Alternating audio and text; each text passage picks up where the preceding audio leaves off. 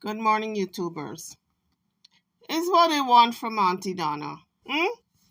They want this woman to go in an early grave with hypertension and a heart attack. Is that what they want? Every minute they're calling her about Solaine. Solaine got a family. She got a son. She got a daughter-in-law, the son's girlfriend, and she got other family. Every minute they're calling Auntie Donna, like if Auntie Donna is Solaine's mother. Auntie Donna got her own problems. She's running a store. She got customers. She's running a business. Other enterprises, like building homes for people. Every time there's something wrong with Solaine, they're calling Auntie Donna. Is Auntie Donna her mother? Or her nurse or doctor? My goodness. It's like this woman can't get any peace of mind when it comes to Solaine. But you know what? God bless Auntie Donna because she got a heart of gold. She really does have a heart of gold. And she's caring. I look at this episode and I'm telling you, I was so upset with this Joseph, Solaine's son. He is sitting in the house with the girlfriend, knowing that his mother's blood sugar is rising. She's still taking in all these sweets, not following doctor's orders, like she want to die, like she want to end her life. And it's like her son don't give a damn. And I think it's not that he doesn't, someone said he wants her to die. It's not that he wants her to die. Solaine don't listen to anybody. It seems like she only listens to Auntie Donna. That's what it seems like to me. So the son is kind of like taking a back seat, because when you talk to someone and you say, listen, don't drink that soda, don't eat that particular food, it's going to drive your blood sugar up. And if the person doesn't listen, then people tend to say, okay, they don't care about their life, so why should I care? And I think that's the step that the son has taken. That his mother don't care about her life because she's still drinking all the sweets and eating all the stuff she's not supposed to. And so he's not going to worry about it. That's what it appears to me. And the only person who is worrying and really cares about whether this woman lives or dies is Donna. And I've watched this show on and off for over the years, right? I'm not a regular watcher, but one of my viewers for my show told me I should start reviewing it. And so this is like the second review on this show that I'm doing. But I could not believe this woman had to leave her business because she is running a business. She's trying to sell her cakes. She had to leave her business now, hitch a ride from one of her customers to go to Solaine's place and make sure she got dressed and be taken to the hospital to check out her blood sugar level and to make sure she's not going to be in any type of medical trouble. And the son didn't even want to go. The girlfriend said she's not going. The son, Joseph, did not want to go. Solaine, Auntie Donna had to say, if you don't come, it's me and you. You're going to see what's going to happen here today. I'm paraphrasing. She had to threaten him. Because he said he had to, before he go, he have to take a shower. That was the first excuse. She said, no, you don't need to take no shower.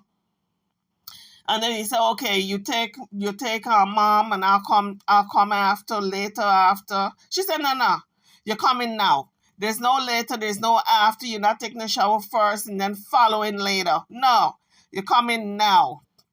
She even had to tell them, do not leave that hospital unless you're seen by a doctor. And Solaine was making all kinds of excuses that she has no underwear, she has no sleeping clothes to take with her. So Auntie Donna had to go back to her place and grab some of those things to give to her to go to the hospital. But it looks to me as this is going to be an ongoing drama with Solaine not taking her medication and cheating. They call it cheating when you're not supposed to eat certain foods and you go ahead and eat them anyway. YouTubers, all that cheating on her diet, her diabetic diet, it has consequences. Since the son, Joseph, and her daughter-in-law is not taking a hands-on approach when it comes to Solaine and her medical condition, maybe Donna needs to hire someone to live there with Solaine to make sure she's complying to all the doctor's wishes. You know, God has a way of sending different people to watch over us. And we may call them angels or someone looking out for you. But it seems as if Donna is Solaine's guardian angel because she's doing things that she doesn't have to do. Solaine is not a family member. She's not, a relative, just a close friend. This is why Auntie Donna is going to remain blessed. And you can tell she's not putting on. She just have a heart of gold. She's very, very giving.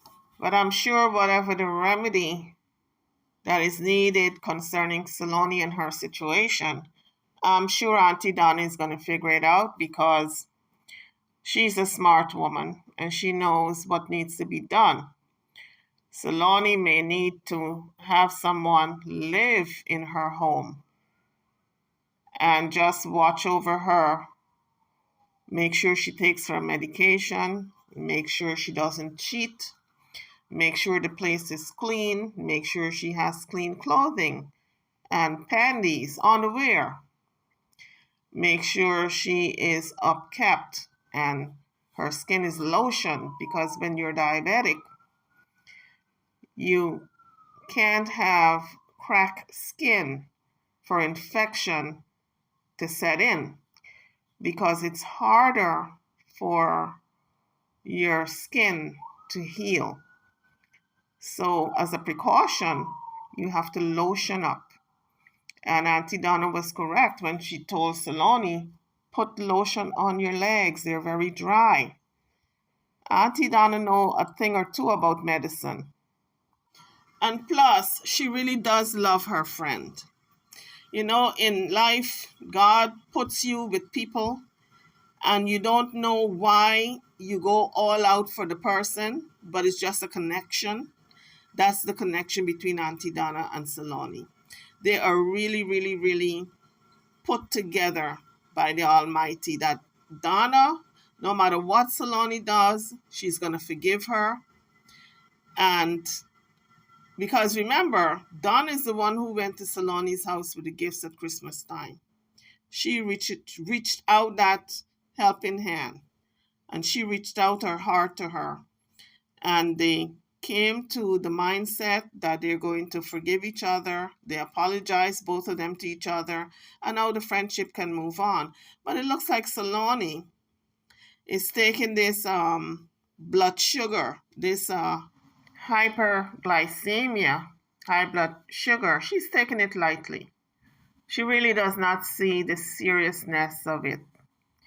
She probably needs to go through something like an ulcer on her foot or maybe amputation of a finger or toe for her to maybe take it more seriously. But Auntie Donna, it appears to me as if she just have a need to nurture, not only Solaine, but just nurture people in general. Is that maternal instinct that kicks in with her. And for a lot of diabetics, when they have been diagnosed with diabetes, because they're so used to eating certain foods, unless they are educated as to what those foods can do and which foods to stay away from, they fall into the pattern and they can't get out of that pattern of eating the same old foods. So it's re-education. At this point, Solaine needs to be re-educated that she cannot eat the same old foods anymore. Because certain foods are going to push that blood sugar way up. Even like if you eat barbecue chicken, the chicken that's glazed with the barbecue sauce, it got a lot of sugar in it. And a lot of people don't know there's a lot of sugar in that barbecue sauce. Rice and beans and all that stuff, everything is at a minimum because all that stuff gets converted, right? When it goes into the body. All that root beer and all that stuff that, you just can't drink those things anymore and eat certain things. And when you do eat, it has to be in measured quantity. And so Solaine has to be thankful to God that at least someone is watching over her, looking out for her, and is in her corner. So Auntie Donna took Solaine and her son to the hospital and instructed him, do not leave until she's seen by a doctor. And then she ran back to her shop. But I tell you, just watching the madness that unfolded in this episode, I almost got a heart attack. To see how Donna is running from her store and getting in a vehicle, her customer's vehicle, to Solaine's house. And then when she got there, being aggravated by the son and Solaine, because Solaine didn't want to go and the son didn't want to take her. And then he said, his girlfriend has something cooking, so the girlfriend can't go. Then he said he had to take a shower before he left. And then he said, you guys go ahead, I'm coming later. That blood sugar was high. If Solaine is not careful and she keeps on the path of this non-compliance with her diet, she's going to start losing fingers and toes, because that's what happened to diabetics. When they don't adhere to a certain diet, they lose their limbs, their fingers and toes. I don't know if you guys have ever seen people with their toes cut off and fingers cut off. If you ask them if they're diabetic, 9 out of 10 times they're going to tell you, yes, I did not listen. And I kept eating all the sugars that I wasn't supposed to. And my my fingers and my toes starting to get gangrenous. So Solaine got to be very, very careful, because she is really playing around with fire. Here are some pictures of different stages of the body when you have hyperglycemia, when your sugar is high and you do not adhere to your diet. You keep cheating, eating all the sweet stuff. This is what your body does if you are not careful. So you may have that sweet, and it's a temporary luxury, but you're going to have a lifetime of suffering. Remember that. So this is a review on Solaine is in Trouble that Auntie Donna put out on her website that I'm reviewing. But I just wanted to do a commentary on it because I see the seriousness of what can happen to Solaine. And she's a woman who likes to move about and have fun and party with her friends, and she's on the go, up and about. But if she's not careful, that can be taken away from her just by a simple act of eating too much sweets that cannot be converted. So here are a series of pictures of people who were diagnosed as hyperglycemic or high blood sugar and got into trouble because of too much sweets in their body, too much sugar in their body floating around. And the consequence of that is, as you can see, ulcers under the foot. And these ulcers they look as though it's just a scab, but when they take that scab off, it goes all the way down to the bone. And this is the stages of the ulcers. You have that paleness all the way to the blackness, which is gangrene. It's stages. And then this picture is just a consequence of, just prolonged non-compliance. Then your toes gets cut off because you have no circulation there. And in this picture, it's a big ulcer. It's raw. You can see the flesh. You can see all the yellowish around it, infection, and they have to keep cutting away. This picture is just a gangrenous right foot. All the toes are dead, no circulation to the tissue, so they're going to have to cut that foot off. And in this picture, it's the person already lost the foot. They cut off the foot, but it's ulcerated. The side is ulcerated. And as you can see here, this man completely lost his entire leg and thigh and foot. So now he has to use a mechanical foot. And you can see the gangrene in this picture. The foot is just black. This person already lost a big toe, but the whole foot is going to have to go because it's black. It's gangrenous. There's no circulation. YouTubers, like, share, and subscribe to my channel by hitting that red subscribe button on the YouTube page before you leave. Thank you.